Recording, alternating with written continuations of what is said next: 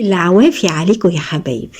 أنا النهاردة هحكي لكم حكاية جزاء سنمار. إيه هي حكاية جزاء سنمار؟ الحكاية يا حبايبي، الملك نعمان حب يبني قصر أحلى وأجمل من قصور الفرس والروم، فقالوا مين اللي يقدر يبني لي القصر اللي أنا بحلم بيه وما يكونش ليه مثيل؟ قالوا له المهندس سنمار. فجابوه للملك نعمان وقال له ابني لي قصر ما يكونش ليه مثيل وأجمل من قصور الفرس والروم. وفعلا بناله قصر جميل جدا، وجي الملك نعمان عشان يتفرج على القصر، فكان لقى مين؟ مهندس سنمار لاحظ في عينين الملك نعمان ان هو مبهور وفرحان جدا بالقصر ده، فقال له يا مولاي، انا ممكن ابني لك كمان قصر احسن من ده؟ وبعدين فالملك نعمان قال له مش انا قلت لك ابني لي قصر ما يكونش ليه مثيل؟ ازاي هتبني قصر احسن من ده؟ يعني كده انت ما بنيتش احسن حاجة. هو كان المهندس سنمار كان طمعان في عطية اكبر من اللي هو اديهاله.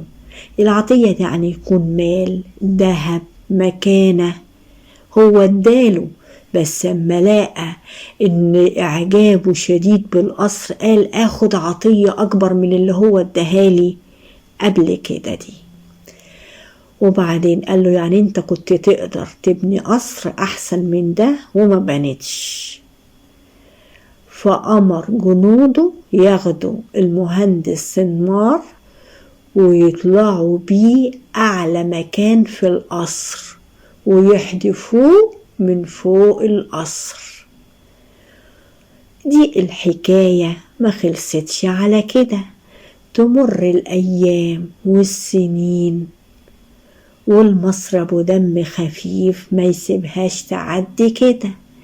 أي واحد يحشر مناخيره ويعمل أبو العريف ويعني يقول أنا عارف ويعني ويخسر الناس فلوس أو يخسرهم مصلحة، الناس تحكم عليه إن الفلوس اللي خسروها هو يدفعها، وإن هو ما يقعدش معاهم في مجلس تاني، وتتطبل فوق دماغه اللي هو عمله وحشر نفسه. ومن هنا الناس تقول جزاء سنمار. ويا حبايبي، احب اللي انتوا تشرفونا وتزورونا في قناتنا حكاوي خالتي تونة، والقناة بتاعة الطبخ مي اسماعيل شانل، وهسيب لكم الرابطين اسفل الفيديو. وتمسوا بالخير يا حبايبي.